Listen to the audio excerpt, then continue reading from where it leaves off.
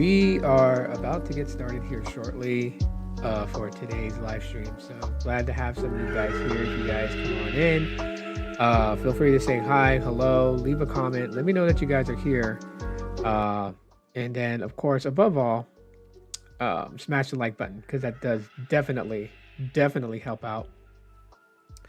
And so, yeah, today's discussion, we're going to finally put this debate to end regarding the comparisons between Google Tensor and the Qualcomm Snapdragon. This is I don't know what it is, but it's a very, it's a very interesting, conversation that people are having quite a bit. In the fact that, it's something that's constantly talked about. And this happens every year. Like one year it's camera performance, another year it's design language and stuff like that. And I'm gonna put a lot of that, hopefully to end in this podcast, right? So there are two sides of the spectrum when it comes down to this topic discussion. There are those that's like if you use the phones in hand, you really won't see much of a difference at all whatsoever, right? Scrolling, tapping, opening, closing, all that stuff seems similar to a lot of people. You have the other half that's like, well, for the price. The price does not seem right. And I am going to approach this as an outsider coming into the conversation. That is my objective today in this discussion. So feel free to comment your thoughts. Your thoughts are welcomed regarding this topic discussion between Google Tensor and Qualcomm Snapdragon. To just kind of just lean out to, I guess, expand in different areas, maybe some areas that I may not off the top of my head think about talking about. And, the conversation can go in that direction and kind of highlight those things that may possibly be left out because, there's just so much to talk about when it comes to the subject that it's so easily to get lost in conversation and kind of lose out on some of the things that I would love to have mentioned. Excuse me, I am sick, so forgive me if I sound bad, sound under the weather, sound stuffy, and all that other stuff. My wife got me sick, so shout out to her. Her boss got her sick, and then she passed it to me, and I'm afraid that my kids are going to catch it next, and so I'm like trying not to have so much interaction with my kids because I don't want them missing school and stuff like that. Yeah, so for the better part of this discussion, it seems like that a lot of people who tend to use Pixels are coming up to bat, when it comes down to this, because in the argument's sake, of all this, the thing that's pointed out is the benchmark scores, which is why if you guys catch, there's a poll, you guys are more than welcome to answer. It seems like we got, I think, one answer so far. Let me go check. I'm just curious. Yeah, so we got one answer already, and that question is that does benchmark scores, tell everything of a processor? So do you rely on nothing but benchmark scores like Antutu or Geekbench 6 and all those different ones out there? Do you rely on those to kind of tell you what type of experience you're bound to have on a smartphone based upon those scores? Because it seems like that, I'm asking that question because it seems like that's what some people that have this argument about it are literally relying on is the benchmark scores. Like not even touching the phones, not even using it in hand or any of that type of stuff. There's like, you have the people that, they talk about mobile technology, and then you got the people that are fans of them on the back of that and are just going off of that, and they're going off the Geekbench scores and the Antutu benchmarks and all that other stuff without ever really using the phone, and they feel as if their judgment is qualified without actually using the phone. I know how powerful Qualcomm chips are, so you don't need to use a phone with a Qualcomm chip to know just how good and how reliable that processor chip is. That's not. No one's denying the ever so raw power of a Snapdragon. If we were to say the Tensor G5 is a pretty reasonable processor, it's not to say that it over dominates. And I want to make that part clear. Nobody is saying that the Tensor G5 dominates the Snapdragon 8 Elite. Nobody's saying that. And I think a lot of the things of discussions and debates that's happening around this topic is when it's said about the Tensor, it is said that the Tensor is so bad, like it's just going to be unbearable to use it. And people are coming to bat saying that's furthest from the truth, and you have to use a phone that has the Tensor which obviously is going to be the Pixel because no other phone out there is going to have Tensor, right? It's not a Samsung phone with the Tensor processor. If that ever happened, I would still totally just like, whoa, that would be a total mind F if Samsung was able to get their hands on the Tensor processor. Um, but the Tensor is built for a reason, and yeah, so those that are quote unquote coming to its defense is not saying that the Tensor is more powerful than the Snapdragon 8 Elite. It's just the difference between the two, their goal and objectives. We always highlight this. And it seems like that when people highlight this in these social debates or whatever, it's always somebody just has to just come in out of left field and just be like, you're a biased Pixel fan and you don't know what great power in a processor could be. It's that mentality, and it's like it's not even that. It's just we use Pixels, so it's not like using a 2010 Android phone. I don't know. I think that's where the mindset's at. I think when people see like the scores of what a Tensor G5 is and what the Snapdragon 8 Elite is, and they think because they can see this drastic difference.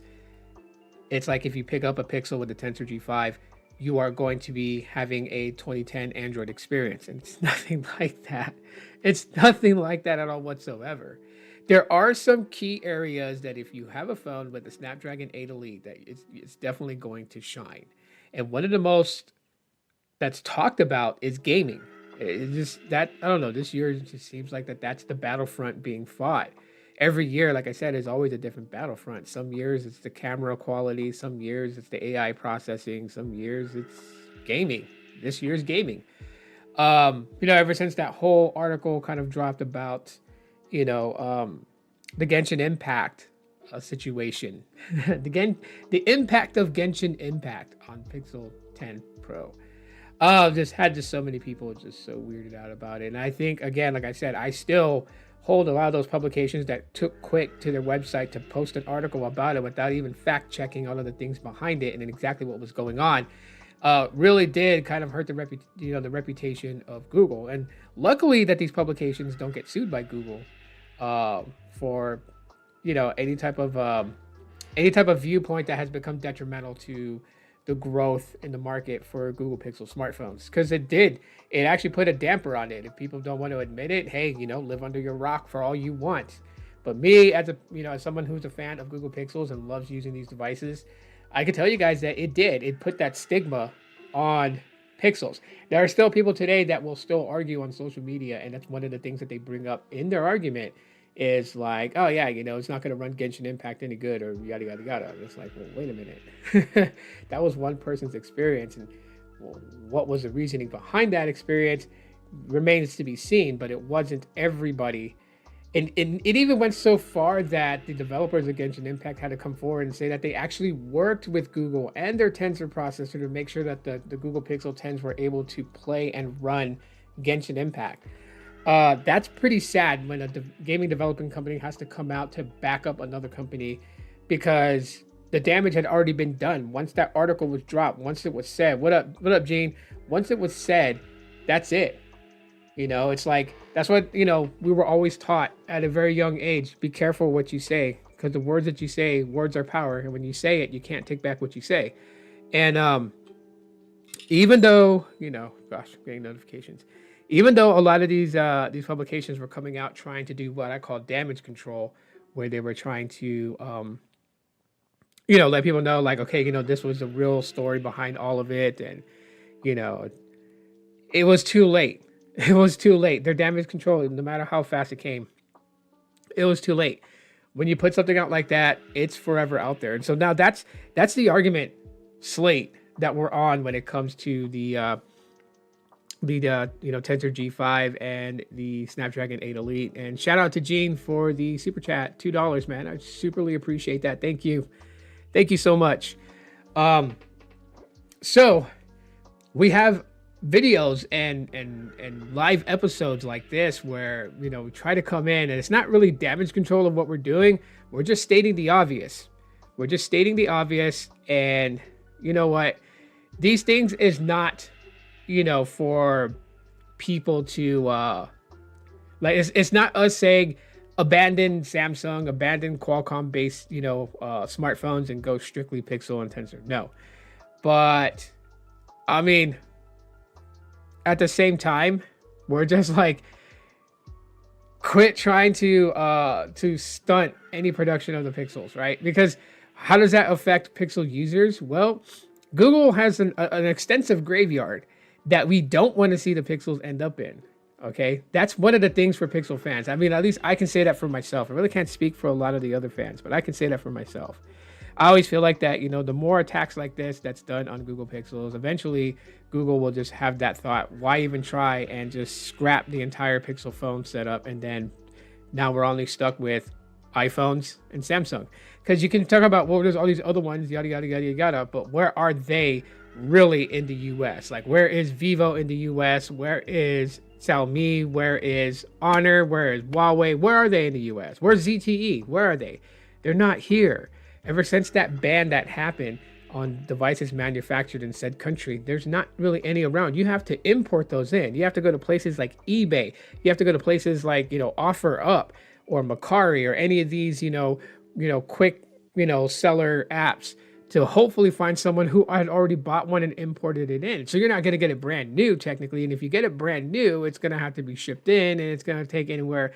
Like I looked right now for a OnePlus 13S because I really want one of those phones. It's like one of the phones I really want that's a non-Pixel phone is the OnePlus 13S.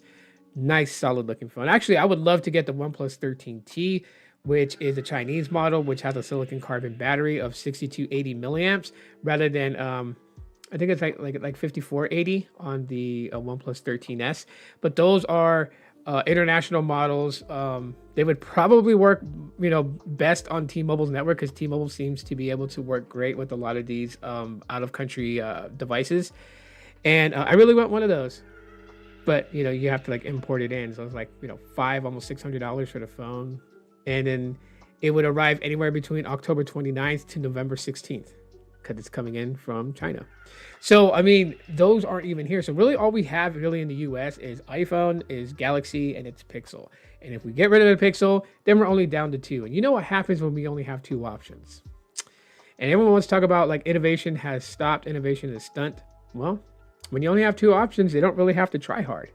So I like to keep competition in there because we as consumers win in the long run, right? When they're competing for our business, so that's how like the competition is really good when you got people having these types of debates on the Tensor G5, the Snapdragon 8 Elite, and the A19 Pro chip. But anyways, why do I have this up here on the screen for you guys? Well, this is just kind of give you guys an insight as to why people are so quick to write off the Tensor. So the Tensor G5 and the Snapdragon 8 Elite, and it kind of tells you here. Under the Tensor G5, it looks pretty pathetic because why is the Google Tensor G5 better than the Qualcomm Snapdragon 8 Elite? It only has one thing to tell you here, and it has an NX bit. If you want to know what that is, the NX bit helps protect the computer for malicious attacks. So basically, your Pixel phone is pretty secure against malicious attacks against it. And that's one thing that I guess it has over the Snapdragon 8 Elite that the Snapdragon 8 Elite probably doesn't even have. But when you go to the Qualcomm side, there's a list of things that makes it better than the Tensor G5, right? 32.83% faster CPU, 1100 megahertz higher RAM speed, 8 gigabytes larger maximum memory amount, uses multi-threading, one newer version of OpenCL, which if you don't know what OpenCL is, some apps use OpenCL to apply the power of the graphics processing unit, or GPU, for non-graphical computing. Newer versions introduce more functionality and better performance. So it has that, right? Supports ECC memory. Okay, error correcting code memory can detect and correct data corruption. It is used when it is essential to avoid corruption, such as specific computing or when running a server. All right, it's got 42.66% higher single core Geekbench 6 results. It's got 1.76 times higher multi-core Geekbench 6 scores, right? And then they show the scores here between them. So it gives a list of reasons why that the 8 Elite is better than the Tensor G5. Okay. And so, anyone in layman's term, more is better than one, right? Anyone that looks at this, a non-geek is going to look at this and say to themselves, that more is better than 1.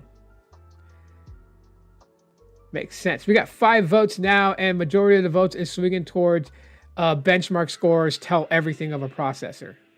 That's very interesting. That's very interesting. Okay. So, I'm going to ask another question here in a little bit. So I'm going to give this just another 2 more minutes on the poll before I change the poll question and, give you guys something to think about and talk about. But while we're looking at this, you can see here on the graph that the 8 Elite just technically would outclass the Tensor G5 in all aspects, right? General info, performance, features, memory. Benchmarks, it's not so much, right? It's 41 point difference compared to performance, compared to general info, compared to memory. Yeah. And you look at the Snapdragon 8 Elite, it just has if you want to understand the graph, the purple is the Tensor G5 and the red is the Snapdragon 8 Elite, right? So points in total, 73 for the G4, the G5 processor. Tensor, 73 for the Tensor and 90 points for the 8 Elite. And, it even goes down here.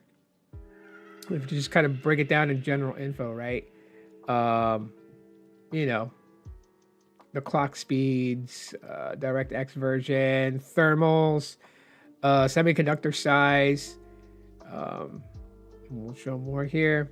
Supported displays, PCI Express, support 64-bit, 5G support, GPU Turbo, has integrated graphics, and we'll show some more here.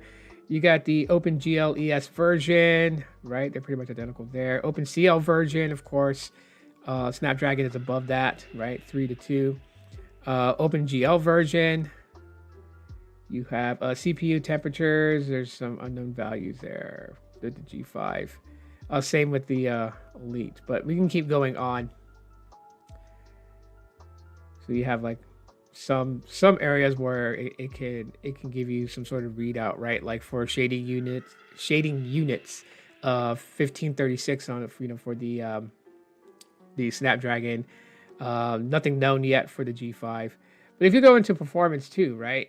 You can see, CPU speeds compared, obviously, just a marginal up with the Snapdragon. CPU threads, they're on par.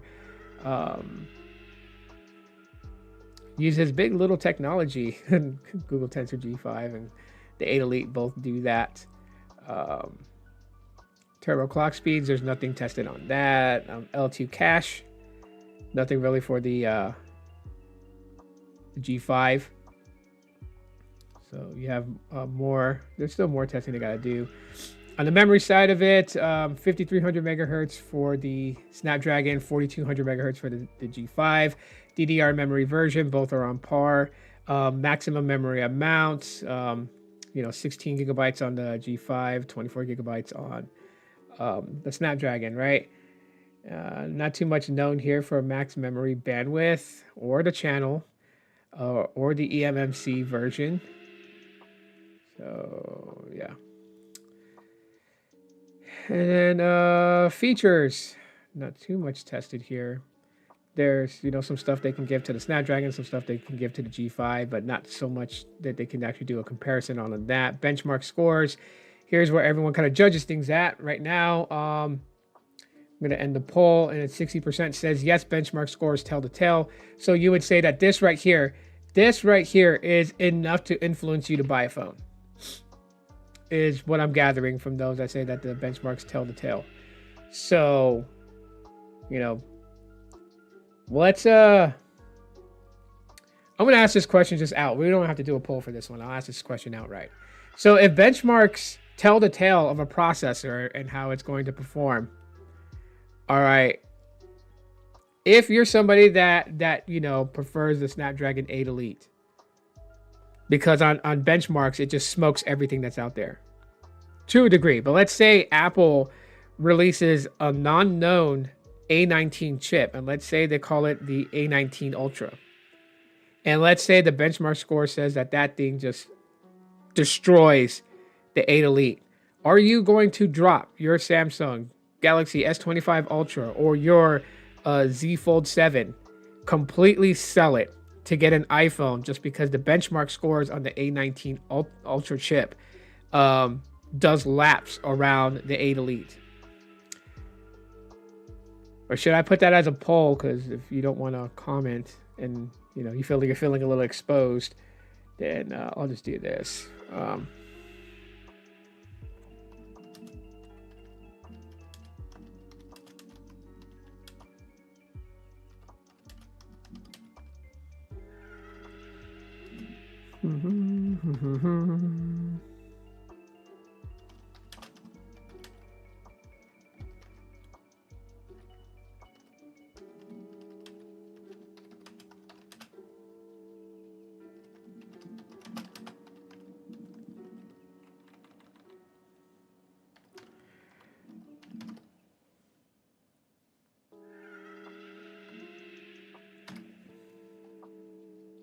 All right, let's start this poll now. I'll just let everybody vote. I may have mistyped something. I don't know. I don't have my glasses on. Anyways, yeah. So the question is this: if Apple made a chip that was 3 times more powerful than the Snapdragon Elite, will you switch to iPhone? So let's see what the answers are regarding this. As like I said, the first poll that ended, 60% said yes. Benchmark scores tell everything of the processor. And so now I want to know what people thought, what they would do regarding this bit of information. Because the benchmark scores here obviously say, the Geekbench 6 results a single core score, 3234 for the Snapdragon and 2267 for the Tensor. Then when you go into the Geekbench multi-core, 10,059, so 10,059 for the Snapdragon, and 5,712 for the Tensor G5. So on that, you would absolutely switch. We got one vote in, so one vote. Thank you for that vote. I appreciate it. They voted yes, they would switch. So if Apple was to make a chip 3 times more powerful than the Snapdragon Elite. Now, while people are looking at this poll and possibly going to answer it, I would appreciate the answer. If someone would be brave enough to come forward and tell me, is it just a processor chip that you chase after and nothing else? I'm asking these questions because I really want to get to the bottom of the reasons why people are so adamant about this whole thing. See, there's one thing that I agree with a lot of people when it comes to the Tensor G5 processor, and I'm not going to argue this point. I actually agree with them. I agree with them because I'm going to admit to you guys, I'm selfish. So I will agree with you guys on it. When there's people who says that the Pixel 10 should have been priced cheaper, I agree. I agree not because of the Tensor G5 processor versus a Snapdragon 8 Elite. I agree because a cheaper phone is a cheaper phone. I don't want to spend more money. I want to save some money. So if people were to rally and protest and be like, the Pixel 10 should have been $599, I'm going to stand with you guys. But I'm not going to do it because I'm going to sit there and tell people it's like, oh yeah, a phone that has a Snapdragon 8 Elite should be $799. So that that so much weaker than the Snapdragon Elite, so it should be $599. No, I'm not going to pitch that to people. I'm not going to go tell people that. I'm not going to go say that that's my reasonings, that's my foundations as to why I stand on the back of that it should be $599 for the Pixel 10. I am agreeing with that because I want it to be cheaper. That's why. You look at the Pixel 5, it released at $699, and that had a Snapdragon 765G processor. A lot of people were talking about, whoa, why is it priced that much? It's got a mid-range chip. Well, it got a Qualcomm Snapdragon chip, and those things aren't cheap. They're not cheap to buy in bulk. One chip could cost $10. Now, buy in bulk, buy 3 million of those. Of course, they're not $10. I'm just hypothetically speaking.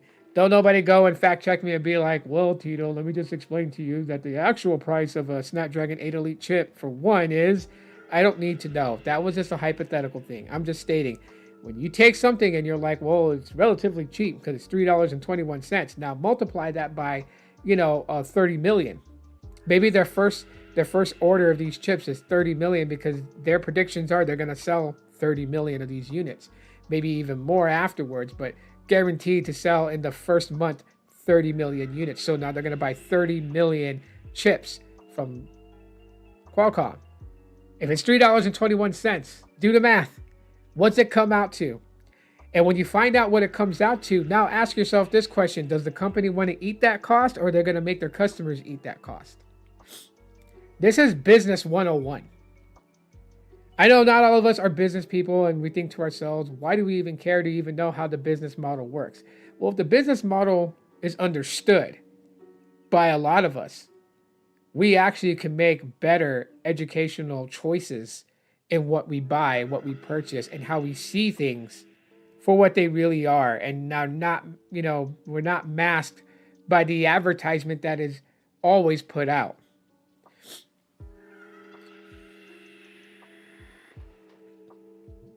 See, here's one ground where the Tensor has a leg up on Snapdragon. So for those of you guys who are choosing that you would drop a device with Snapdragon because Apple made an A19 processor that was 3 times more powerful than the 8 Elite, you would totally drop your current device with a Snapdragon 8 Elite and exchange up for an iPhone. So you want that phone with the processor chip that has high benchmark scores.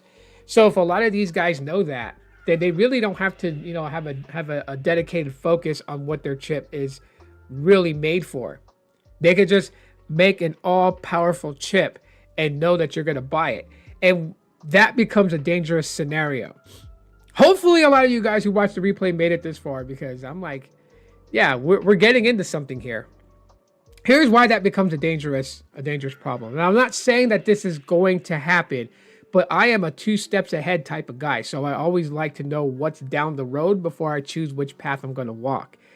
And so for me, the way that I see it is that if these companies knew, if they know that all you're really chasing after is benchmark scores, if all they know in their heart of hearts is you only care about benchmark scores, if your processor chip in your phone can dominate the competition out there, you feel like you're $1,000,000. Well, they can make any chip run and dominate those scores and still have cut corners in major ways that could potentially be dangerous for your phone. I mean, one of the things that was pointed out was the one thing that Tensor has, right? This goes all the way back to the one versus all. When you look at the comparison, right? On the Tensor side, you only had one, which was the NX bit, right? It has NX bit, which, protects against malicious attacks. I guess something that the 8 Elite does not have, because it's not listed here, and it wouldn't be listed as something that the Tensor G5 is better than Qualcomm Snapdragon 8 Elite at. If they were identical, then it wouldn't be in this versus test. Even though this has a lot of good things for going for it. And I said that like, this is great, right? The 8 Elite being 32% faster with the CPU, being, that it has 5300 megahertz compared to 4200 megahertz for the RAM speed, that, it's got 24 gigs of RAM versus 16 gigs of RAM. It uses multi-threading. It's got one newer version of OpenCL compared to the G5. It supports, the ECC memory, about 43% faster when it, on the single core score for Geekbench, and then 1.76 times faster with the multi-core. Like, all these things sounds great. It's just like you're getting a buttery smooth phone. Everything about it should be buttery smooth. Okay, buttery smooth, but this right here is security. Protects the computer from malicious attacks. Another defense. I'm sorry to say this. I would rather have more scarecrows on my farm and grow beautiful crops than to just, have all the best flavored crops you can have, and some of them get damaged in the process. See, there's always a point that can be made from any angle that you view things at. There's always a point that can be made why the Elite is better than the G5, why the G5 is going to do better. But at the end of the day, it's not really about who's doing better. It's about what they're catering to. Does the Tensor G5 possibly have better security than the Snapdragon 8 Elite? Yeah, of course. But it's because its goal focus is in a different territory. Snapdragon is like a one chip for all, one size fits all chip. That's what it's for. What up, B-Tech? That's what it's for. One size fits all. The Snapdragon 8 Elite is going to perform great in a OnePlus 13. It's going to perform great in a Samsung Galaxy S25. It's going to perform great, if nothing was to use them, and say like the Nothing Phone 3 had that instead of what it chose. It was going to perform great in there, and that's great. It's ubiquitous. It's universal. For any manufacturer out there. The Tensor G5 is not universal. That's one of the big differences between the two. It's not universal. You're not it's designed for Pixel users in the sense of AI computing, AI processing on device, and not cloud, but on device processing. That's what it's geared towards. All the little things that you can do in Google Photos. Like if you've gone into Google Photos and you go into the, hold on, where is it at? I gotta remember exactly where it's at. I've done it a few times, but it's absolutely fun. Fun and cool. But yeah, in Google Photos, you have the tab at the bottom that says Create, right? Oh, sorry. Right there, I have it highlighted, Create. And you have all these fun little tool things you could do. Remix, photo videos, collage, highlight videos, animation, cinematic photos. It's got a lot of things it can do for it, right? And you're having AI build these things for you, building backgrounds or, whatnot. So you need a processor that's going to be specifically dedicated to handle those types of things, that's engineered and made for those types of things.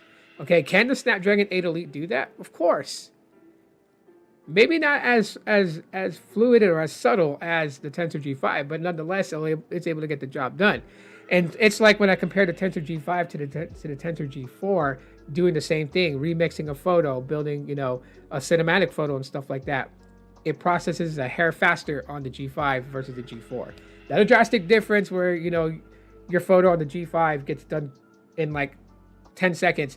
And then on the G4, it's not done till tomorrow. It's not a big drastic difference like that, but maybe it's like a minute difference in processing time. And that depends on just, what you're trying to do. Very light tasks obviously happens in seconds. Major editing tasks, that happens in, 30 seconds to a minute difference between the G4 and the G5. But that's what they're catered to do. That's what they're made to do. And if you look at the Tensor lineup, all these new changes, all these things that's happening in the Google Pixels and Pixel drops and everything can make its way as far back as the Tensor G1. If Snapdragon was so powerful, then why haven't none of these, or most of these features made their ways back to the older Pixels? I don't want to hear the excuse, well, it's because they're old. Just because they're old doesn't mean that we don't want them there. There's a reasoning why. Those older Snapdragon 800 series chips may handle some of it, but if you haven't noticed, a lot of the AI stuff, like say on the Pixel 2 XL, a lot of those things is done through cloud, AI cloud processing. They're not done on device. I'm just saying. So there are limitations to the Snapdragon 8 Elite. Doesn't mean it's a bad chip. Doesn't mean that, people should prefer Tensor over it. That's never been my argument point when it comes to the subject and topic. It's never been that. It's always been that just because you're a Snapdragon fan doesn't mean that anyone that buys the Pixel 10 is going to cry and have a 2010 Android experience. It's nothing like that. You put these things in a box. Build a box, put all the internal components inside and seal the box where all you have is the display. You don't have a body to judge, to even give you a clue as to what is what. And I guarantee dollars to donuts that anybody that uses both phones are not really going to notice the difference. They're not. Even playing Genshin Impact, you might suspect which one is which. You could be wrong. There's not something that's going to give you a definitive. If 10 million was hanging in the balance, you couldn't quickly make up your mind as to which was the Snapdragon 8 Elite, which was the Tensor G5. You wouldn't be able to do that. And I mean it, like seriously, like think about it. 10 million on the line. If you get the wrong answer, you lose 10 million. You never get another chance at it again. I guarantee you wouldn't be so quick to make a judgment on this is the one that's running the Snapdragon 8 Elite. You wouldn't be able to. I know this.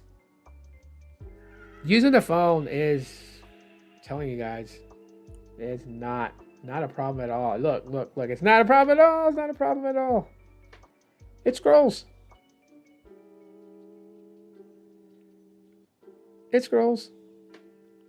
Look at that. Hey, you guys want to see something really cool? Watch this. Ooh, I opened Threads. It opened! By the gods and the mercy of the whole world, it opened the app. Let's do another one. Let's open Instagram. Is it open? Oh my gosh, it opened. Whew! Telling you, wasn't sure if I was going to be able to open that thing, because without a Snapdragon 8 Elite, it shouldn't open that good. It shouldn't open like that. Thread shouldn't have opened. And I know I'm being sarcastic. I'm being sarcastic because the judgment on these things is just pretty ridiculous. Okay, let me check the poll again.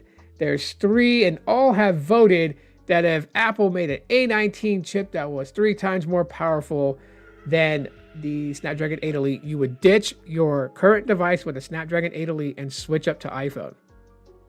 That is crazy. And it's such a weird thing, and I'm going to end that poll. It's such a weird thing because then, that kind of like, it makes the whole argument on social media between iPhone, Galaxy, and Pixel, it makes it quite hypocritical. It makes some people in that community hypocrites. If you totally drop a Galaxy device, because when it comes to the comparisons between the three is the Galaxy, the Pixel, and the iPhone.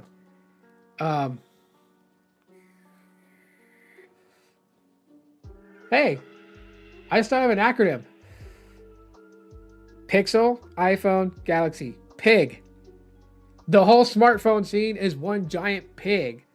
Or it's a GIP, right? Galaxy, iPhone, Pixel. But yeah, it's a pig. Pixel, iPhone, Galaxy. It's a pig. It's one ugly pig.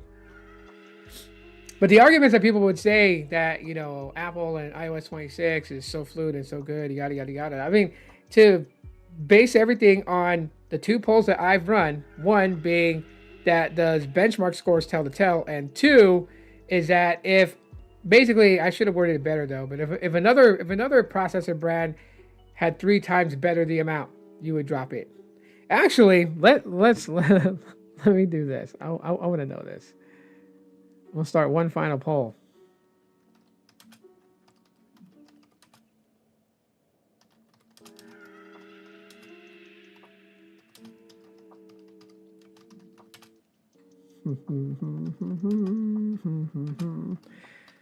Some of you guys might answer just because you want to like make me wrong or whatever, but this is gonna be funny.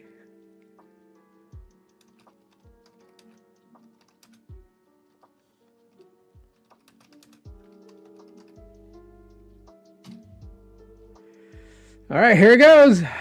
Boom. New poll for everybody. I guess I asked that question. I had to ask this question. I really want to know. Right? Because I've made several claims over time. My claim is that, it doesn't matter what Pixels do. They will always be heavily criticized and never allowed to surpass the Galaxy and iPhone. I believe in that because I've been seeing it since 2013, 2014, 2015. Doesn't matter. Nexus couldn't pass them. Pixel's not going to pass them. I remember when the Galaxy Nexus came out, and then a lot of people were just like, oh yeah, the only reason why it's so good is because Samsung made it, and it was so crazy. It was absolutely crazy. But at the end of the day, these phones operate identically the same to most degrees. You're not going to feel too much of a power difference unless there's specific things that you do that obviously the more powerful 8 Elite is going to be able to handle much better than the G5 will.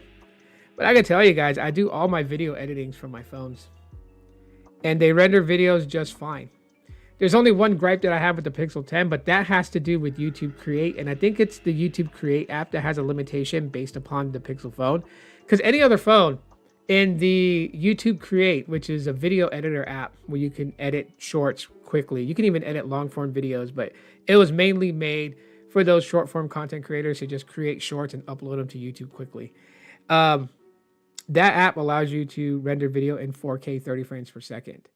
But on the Pixel 10, it only goes as high as 2K, not 4K. I always found that weird. On my Pixel 9a, it lets me, render video in 4K. So I've deleted the YouTube Create app and reinstalled it. I've wiped the Pixel 10 and reinstalled from factory resets, like resettings, reset the settings. And yeah, it won't render anything in 4K. Now, if I'm on the Instagram Edits app, I can render things in 4K 60 frames per second, but I don't know why there's limitations on that. It was so basic before. Oh yeah. Yeah, it's gotten way better like 3-4 months ago, man. Especially with the usage of creating your own background music with AI. That's so great. That's the reason why, if anyone hasn't noticed, a lot of the videos, background music, not live streams, but actual videos, are done through the YouTube Create app. And as a matter of fact, that's the reason why one of the hashtags in the description says DreamTrack AI. That lets Google know that you used AI music from its AI music creating like YouTube Create app. And so you won't get dinged for like monetization and stuff like that. And the cool thing is that I've had like 2 people try to claim the music was theirs, and I fought their copyright claim on it. And YouTube was able to know that the music came from the YouTube Create app through the AI creation, and their copyright claim was dismissed and was taken off my video. So that's the other cool thing about it. And you know what? Like, sometimes they may sound similar, but I mean, yeah, someone else's background music is not going to sound identical to mine. This topic, this discussion is like, I mean, I see it on Threads. Michael B. Tech talking about it. Shout out to him. And yeah, so here's my whole thought process on all of this. Because the Tensor G5 on paper is not as powerful as the Snapdragon 8 Elite, should it be priced less? I'm going to say yes, it should be priced less. Is it because of the power performance between the two processor chips? For me, it's no. It's not because of that. It's because I want a Pixel cheaper. That's simple. The processing power doesn't really have much to do with a lot. And about 90% of the things that you guys do doesn't even require that much power from either chip. It doesn't. If you're a heavy gamer, yes, you're going to see a slight performance difference between the G5 and 8 Elite. That's inevitable. Obviously, the Elite it's geared towards gaming. How many people all across the country actually game every day? Not as much as you think. The younger generation, oh, for sure, because they grew up in that era where everything was video games. So video games like occupy 60% of their life. To old geezers around my age, nah.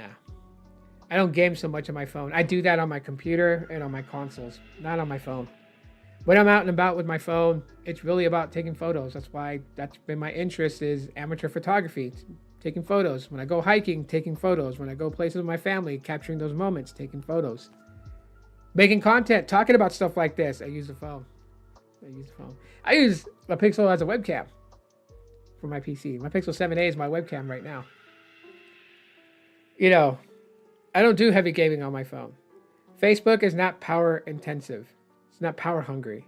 Neither is Instagram. Neither is YouTube. Neither is majority of the apps that are social media apps that's like, popularly used doesn't require not even 30% of the power that these processor chips are giving. You think it requires that much processing power to open Telegram and chat with people? Do you really believe that it uses that much processing power to open up Facebook and scroll through your Facebook timeline feed, or your Threads feed, or your feed on X?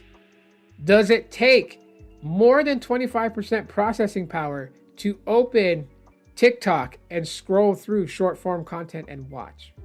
Do you really think it takes up that like a lot of resources to do those tasks? No. The one area that would require a lot of power, obviously, is going to be mobile gaming, because mobile gaming today, even gaming today in general, is far more intensive and far more resource sapping than what it was during my day of gaming.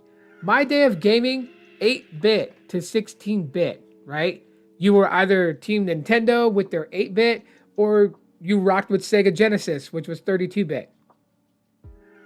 32-bit or 16-bit. I think it was 16-bit and then 32-bit with the 3, whatever. So long ago. But that was it. That's what we had. 2D side scrolling, slightly, characters built by triangles. That's how they built Link, right? Triangles. That's what we had. You know how amazing and how like such a wow factor it is today. Like when you have people around my age and they look for Nintendo emulators to run Nintendo games on their PC, and they find a pretty good emulator, they install it on their PC, and then they go and they look through a library of ROMs and they download their favorite, NES games, say for example, Duck Hunt, and the ROM file is like 186 kilobytes in size. 186 kilobytes in size versus today's games. You download today's games, and like a small game today, so you grab like a PlayStation game, right? A very, less intensive PlayStation game, its ISO file could be like, 2.6 gigabytes in file size. And in a very, graphical intense, resource intense game, maybe like a game that has like free roaming on a mapping system, 3D graphics and everything like that, can end up being 24 gigabytes in size. Versus my day's game. So if you're not following where I'm going with this, that's like the only thing that's going to be like very resource hungry, that would utilize even 80% of the capabilities of the 8 Elite would be mobile gaming. And if that's not something that I do, then why would I write off the Pixel 10 and its Tensor G5 and say, nope, this is not going to work. I have to get a Snapdragon 8 Elite. I have to get a phone with a Snapdragon 8 Elite. That's the point that I'm making, is that not a lot of people are going to agree with that. You may agree with that. And that's the beauty of the tech space that I really love. And I wish people would kind of just like remember that this is the core part of the tech community. The quintessential thing that makes this community so great has been forgotten in many people's minds. I can tell by the way that they flap off at the mouth and start going into these debates with other people and try to justify their reasonings and make their reasonings dominant. And I wish that they would just STF for the moment, because at the end of the day, we are all different. We have different needs and wants. Do I want the return of, the squeeze feature on Pixels? You betcha. Other people might have found it to be dumb and are glad that Pixels no longer have it. Do I want Project Soli in the Pixel 11? You betcha. Definitely want that to beefing up, the face unlock. Did other people like Project Soli? Hell no. They even went as far as to talk about how it was such garbage. And no matter how many times it was broken down what Project Soli was, they didn't care. It was still garbage in their minds. So we have different wants. We have different expectations. We have different needs. Mine is not right. Yours is not right. At least for one another. But mine is correct for me and yours is correct for you. And I think that's the level of that being okay, and still being able to enjoy the tech space and talk with one another about tech, which is so much fun when it doesn't resort into childlike behavior and childlike arguments. So what? Somebody finds the Tensor G5 to be, fluid and smooth. It doesn't kill the momentum of the Snapdragon 8 Elite. Samsung is still going to buy and use their products. OnePlus is still going to do it. So is Nothing. And so is every other one out there is going to use it. Motorola uses MediaTek. They like to use MediaTek. Thank God somebody likes to use MediaTek, because, You have all these other ones like Huawei and Honor in them. They use MediaTek sometimes. To end this whole debate, this whole argument when it comes to the Tensor versus the Snapdragon, nothing really to worry about. If you base your whole life on what's written on paper, you're going to miss out on some really cool things. Sometimes things don't need to be put down on black and white to be considered good. Have you ever had an instance in your life? Let's take food, for example, because I'm a fat ass and love food. But like, if I had based everything on a written review from a newspaper to a food blog and only based my choices on those things, I would have never found some really badass mom and pop shops that make good Philly cheesesteaks or homemade lasagnas. I'm talking about hole in the wall restaurants. There's one like 2 blocks up from where I live at. Small little Italian shop makes homemade pastas. And it is so delicious. It, in my opinion, and I know for a fact if other people tried it, they may even come to the same conclusion. But I think it beats out Olive Garden, which, you know, is like a chained Italian restaurant. Some people hate Olive Garden because it's so modern, chained and everything. But this is a hole in the wall restaurant. This is something that you won't see driving up the road. Like, I didn't see it until one day when I needed to stop at the supermarket next to it. Not a supermarket, it was like a little mini mart. And I went to get a drink before I was picking up my kids from school, and I realized that there was this Italian eatery. There was no seats inside. You don't dine in. Everything you have to take home. You have to take it home. But I went inside and I ordered a lasagna. And man, was it like one of the best lasagnas I've had in my life. And I would have never known that if I had based all my decisions on food blogs and newspaper clippings.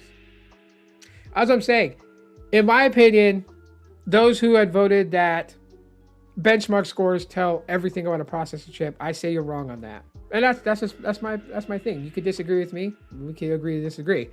I will not allow benchmark scores to tell me what an experience is going to be with a phone, especially if I didn't pick the phone up in hand and use it. You got to use it. I don't mean walk into Best Buy and spend 10 seconds with it. I mean actually like get it in your hand and use it for your day to day. So why care what other people get? To be honest, I don't care what you get. I don't care what phone that you buy. Whatever phone you buy, you buy it. If you want to jump in my comments and celebrate what you bought, do it. I'm not going to shut you down. I'm not going to tell you that you're stupid because you bought that phone or man, that's dumb. Why'd you get it? Or you wasted your money. I don't care. As long as you're happy with the phone that you buy, good on you.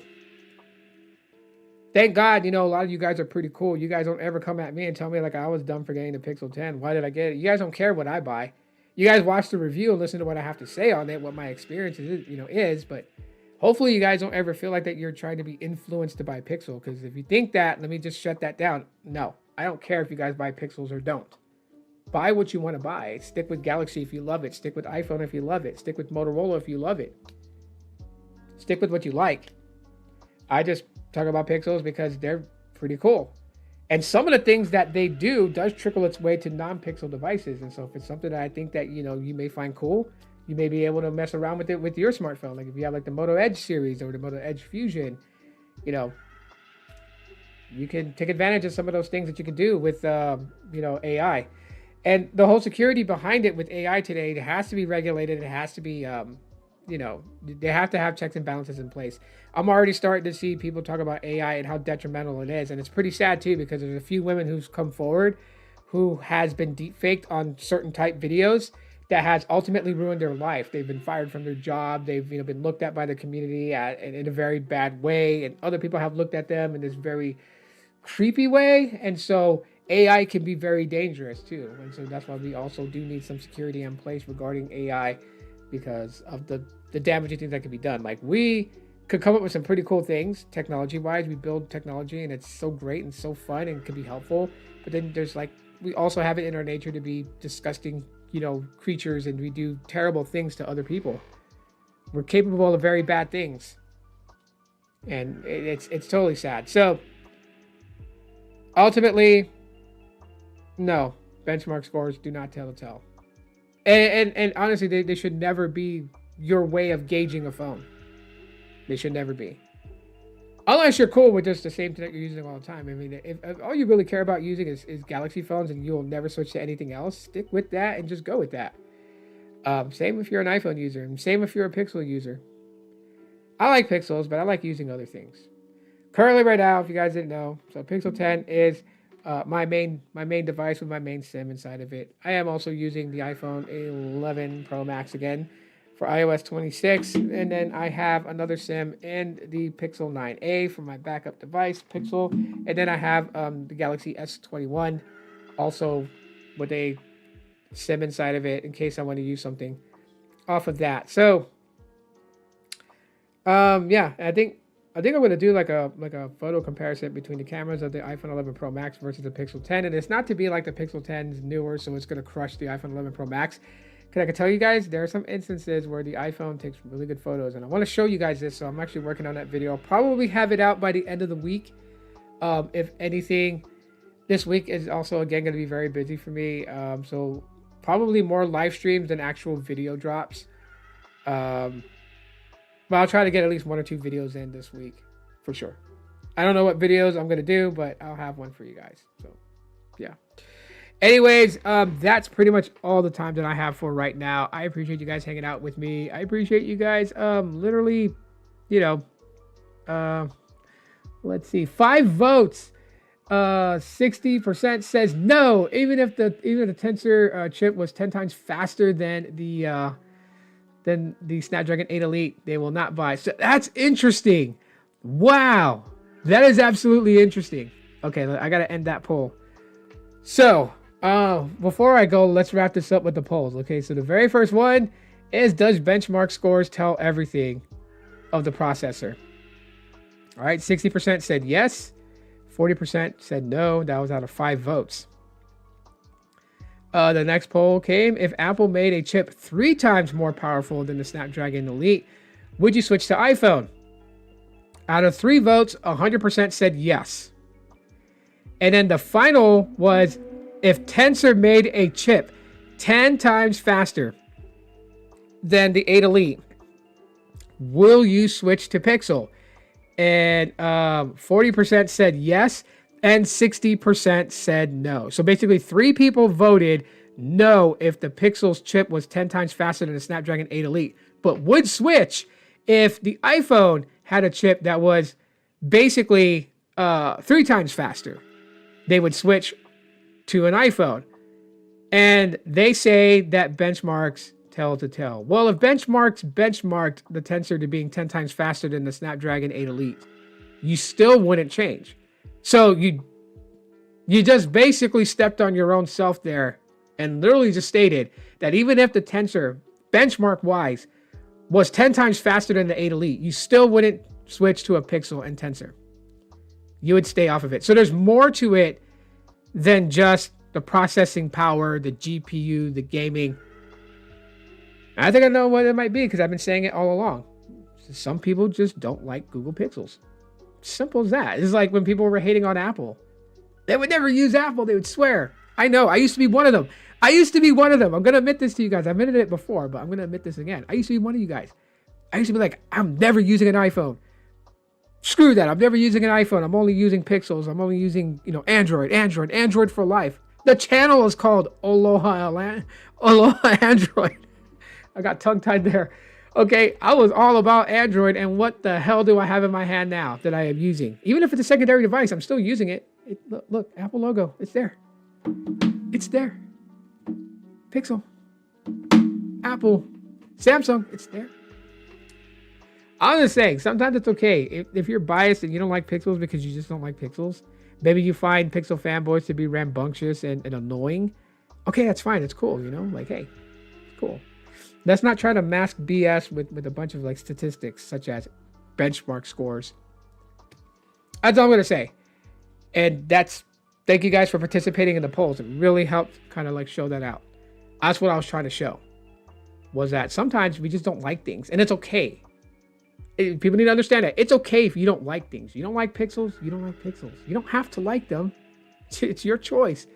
Just like the next person doesn't have to like Samsung, and they don't have to like iPhones. Same thing. It's okay to not like something just because. You don't have to validate your reasons why you don't like it. You just don't like it. People got to accept that you don't like something. They just have to. And don't know why people want to change everybody's minds. So for those people who just don't like pixels, great. That's good. I'm glad that you got that off your chest. But let's just call it for what it is. You don't like them. You don't have to mask it behind things. Yeah. So thanks for hanging out and all that good stuff. Glad that all this came to be, and I will talk to you guys later. Oh man, I need to take some medicine and then go lay down and relax. So, peace.